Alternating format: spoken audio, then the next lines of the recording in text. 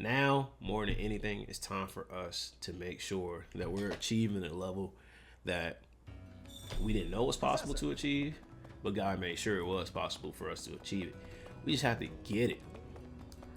I've been using Threads lately, and I don't say this to say like Threads is the greatest thing of all time, but it's mildly entertaining. I'm not gonna lie to you, but yeah, I've been using Threads lately, and in Threads, one thing I've just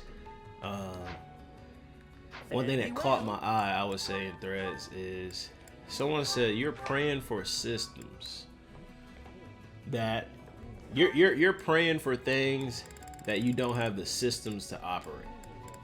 So you're asking God basically for the world, but if you had it, what would you do with it? You know, if you had the world, how would you make sure that you are in a position to make sure that it doesn't go to waste? Who said you can't use gaming to encourage people? Who said you can't use gaming to teach people the ways? Not me. Welcome to the new episode of Gems and Gaming. Get ready as we log in to share some life wisdom and put you on game. Let's get it.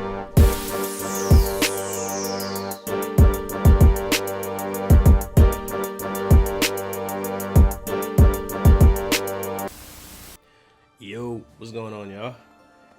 We're back playing Fire Emblem. This probably won't be as exciting as when I'm out doing the battles, but I'll probably get to one by the end of this. I appreciate And it. today's lesson is gonna be pretty, I would say standard for my day to day. I got a client call within the hour, and she and I are going to discuss how her business is doing, how she feels, and nothing is more rewarding than seeing your hard work pay off. Absolutely nothing. It's like, all right, I talk about basketball a lot, so let's just stay here when it comes to ball. Like, picture you trying your hardest to hoop. You're trying to learn a new move, trying to make a shot, trying to dunk, whatever. You're trying to learn some principle in basketball that is just not easy to do. I'm in my 30s now. I play Ultimate Frisbee. There's not many feats in Ultimate Frisbee that's just like impossible to get without proper training. I would say it's one of the more inviting sports that you could do the older you get. But basketball, I know from all that practice and all that hard work, man, when you're able to achieve something that you didn't think was possible, and then you do it in a game, it's like, man, thank God, bro, all my hard work paying off. Everybody in the crowd going, ooh, hey, yo, Reek, you killed it. Those type of moments is so rewarding as someone that's working hard and putting in a lot of work into their craft and what they do. I'm excited about that. That's awesome when you, I don't want to say receive praise and admiration, because that's not what we're doing it for, right? We're not doing it for that, but it's a good feeling. Like, it's definitely a good feeling when you do get rewarded verbally, verbal affirmation for how hard you work, or how much work you put in, etc. Like, it's exciting. It's exciting, and I know more. I know more than anyone what it's like, especially these past 3 years. I'm building a business, I'm quiet. I'm basically in the lab. No one's really seeing me. No one's really hearing from me. No one's really understanding what it is that I'm doing or all the hard work that I'm putting in. And I'm cool with that. I'm quiet. I'm doing the work. From the outside looking in, I probably just game all the time. Which, to be fair, I probably game too much. I started feeling that way after I had a daughter.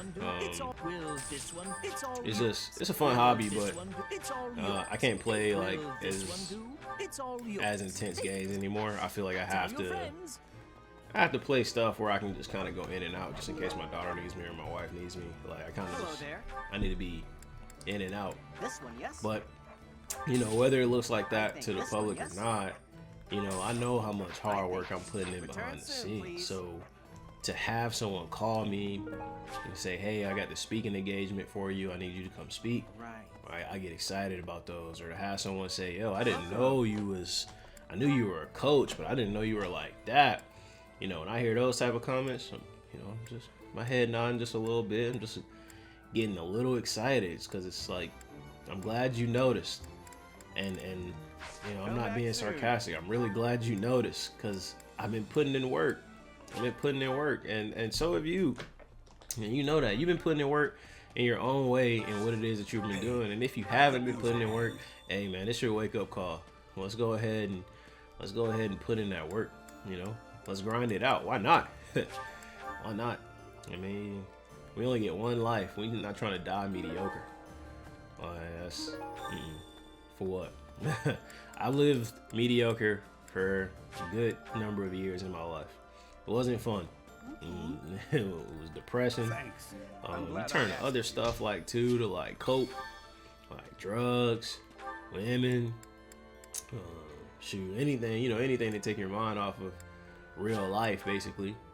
And now you can't focus on developing, can't focus on growing, can't focus on making sure that you reach your next level. And we kind of moved past that. I think we done that. We done with that, y'all. You know, now more than anything, it's time for us to make sure that we're achieving a level that we didn't know was possible to achieve, but God made sure it was possible for us to achieve it. We just have to get it. I've been using Threads lately, and I don't say this to say like Threads is the greatest thing of all time, but it's mildly entertaining. I'm not gonna lie to you, but yeah, I've been using Threads lately, and in Threads, one thing that caught my eye, I would say in Threads is someone said you're praying for systems that you're praying for things that you don't have the systems to operate. So you're asking God basically for the world, but if you had it, what would you do with it? You know, if you had the world, how would you make sure that you are in a position to make sure that it doesn't go to waste? Listen, as someone who has prayed for many things and was rewarded with things such as a beautiful house, wife, family. I was gonna say wife at first. I just threw house in there just because I'm warm right now and it's getting cold, and I appreciate that. But you know, are you gonna be prepared to protect those things once you get it? Are you gonna be prepared to make sure that those things don't leave when you get it, right? And it's not gonna be easy, and it's not supposed to be easy. You know, greatness is boring.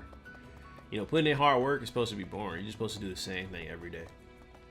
Same thing every day. You ever watch those shows? You ever watch Mashle or an anime where character is just working out all day, every day? Like all day, every day. You probably think to yourself, like, man, that looks cool. That looks like fun. But then let's say you try to do it and you know, really, like, I'm not doing this every single day. Like, it's not happening. I'm not waking up every single day to do 1,000 push-ups. I'm not doing that, right? Or I'm not working out every single day to make sure that, I don't know, I'm prepared for an enemy that might never show up. You know, I don't know. I'm making up something based off a TV show, of course, or based off shows. But I will say, man, like, it looks boring. That's because it is. Like, you want to do it, but you know deep down you're not about to do that every day. Like, you got stuff to do. That's probably what you're thinking. But the people that choose to do the same things every day, their mentality is different. Their mentality is, I could be doing other things easily. No doubt. I could do whatever I want if I wanted to. But I'm choosing to work on myself. I'm choosing to be great. I'm choosing to make it to the next level. Excuse my snoring. I did this yesterday too on the Gyms and Gaming. But you know, that's a difference. When you choosing to be great, you sacrificing a lot of things. Like, you sacrificing free time. You know, you sacrificing fun, relationships. I try my best to call as many people as I possibly can who are my friends. Not a lot of people answer. Not a lot of people ignore my call, I guess. And some people don't answer, and it's okay. But the reason I try to do that is because I know I'm so deep into my routine that I don't even make time for people. And that's not good if you're trying to build relationships and you want to be someone that your village can rely on, right? If you want to be the focal point of your village. And sometimes you got to take the time out to make sure that you're reaching out to people. You know, when you do that,